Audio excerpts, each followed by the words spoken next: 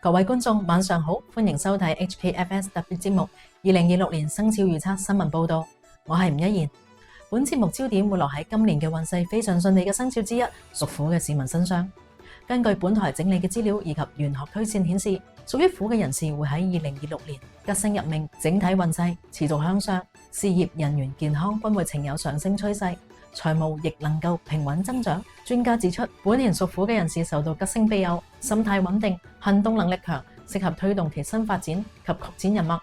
事業方面，屬虎嘅市民今年貴人運明顯，易獲得賞識或遇到良好嘅合作機會，建議保持積極表現，以提升升職及轉職機會。